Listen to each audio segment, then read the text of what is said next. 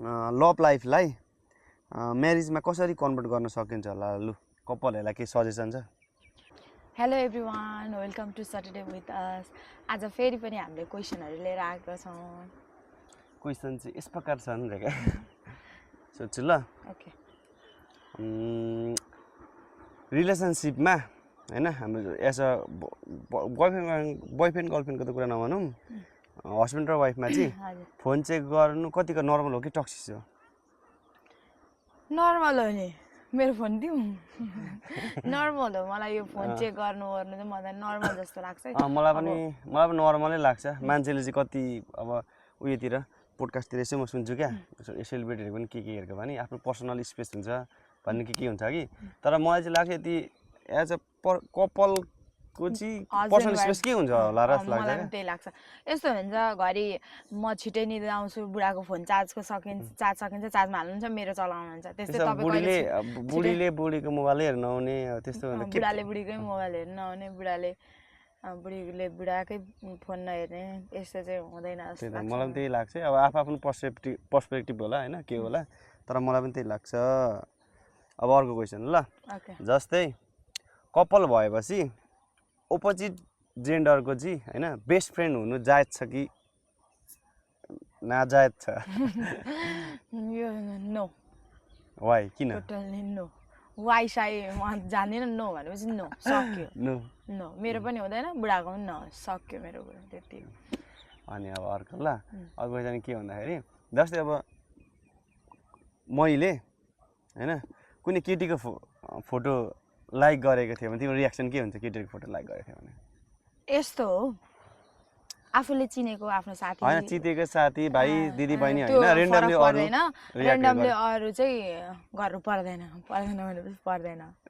आफ्नो सर्कल चिनेको, सँगै पढेको साथीहरू हुन्छ, कोहीले आफ्नो सर्कलको साथीहरू हुन्छ, उनीहरूको त नर्मल हो नि। मलाई चाहिँ नर्मल लाग्छ। अरू जो पाइ त्यो रेन्डमलीको चाहिँ गर्नु भएन। अनि अर्को क्वेसन चाहिँ के भन्दाखेरि नि, जस्तै अब लभ लाइफलाई म्यारिजमा कसरी कन्भर्ट गर्न सकिन्छ होला लु कपालहरूलाई के सजेसन छ? यो चाहिँ म होइन, तपाईँले चाहिँ भन्नु यो क्वेसनको एन्सर। म भन्नु? मेरो विचारमा कसरी र भन्दाखेरि दुईजना एकअर्कामा फिक्स हुनु पर्यो एउटा कुरा त होइन। मलाई पनि त्यही लाग्छ है, पछि गएर म यहीसँग हो वा म यहीसँग गर्ने हो, आफ्नो लाइफ कन्टिन्यू गर्ने हो भनेर सोच्नु चाहिँ दुवैजनाले सोच्नुपर्छ, फिक्स नै हुनुपर्छ। अनि अर्को कुरा, अब मेरो सुरुमा म केटाको तर्फबाट भन्छु, उसले केटीको तर्फबाट भन्छ। मेरो अब केटाको पर्सेप्सनबाट भन्नु पर्दाखेरि चाहिँ धेरै लुकुर हिँडिराख्नु पनि भएन होइन। टाइम दिनु पर्यो छोरी मान्छेलाई होइन। अब टाइम दिनु पर्यो भन्दैमा कोठा भन्ने पनि कुरा हुँदैन। आफ्नो काम साथीभाइ छँदैछ होइन, छोरी मान्छेले पनि बुझ्नु पर्यो, टाइम दिनु पर्यो।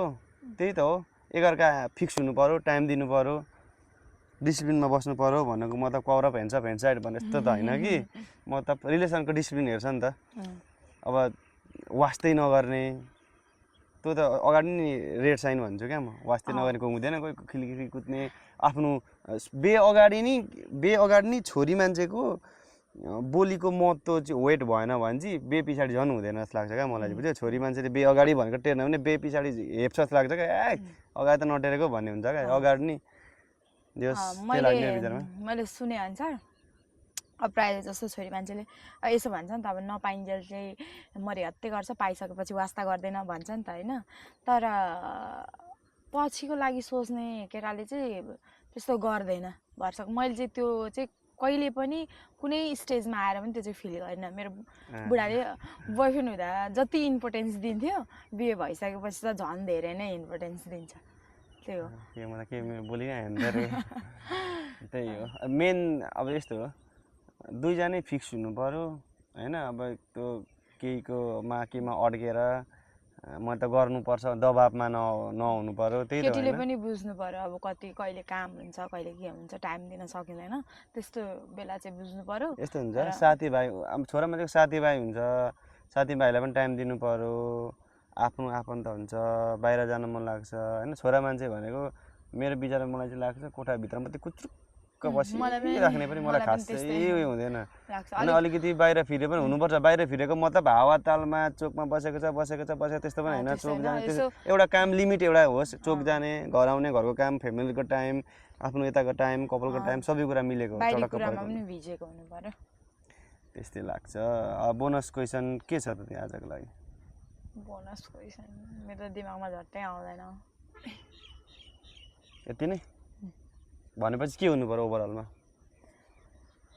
ओभरअलमा जस्तै अब हाम्रो त उयो भयो नि त हाम्रो त सक्सेस भयो नि त जस्तै हाम्रो जस्तै सक्सेस हुनको लागि चाहिँ हाम्रो जस्तै लभ लाइफलाई चाहिँ म्यारिजमा कन्भर्ट गर्नको लागि चाहिँ मेन भूमिका एउटा छोटो टिड्क भन्नुपर्दा मेन भूमिका के हो मेन भूमिका भनेको सुरुदेखि नै जिम्मेवारी हुनु पर्यो माया हुनु पर्यो माया फिक्स हुनु पर्यो यो मेरो यो यसको हो यसो यो पनि छोरी मेरो त्यो मान्छेले हुनु पर्यो हेर्दा पनि पछि गएर मेरो हस्बेन्ड मात्र होइन मेरो पछि छोराछोरीको पनि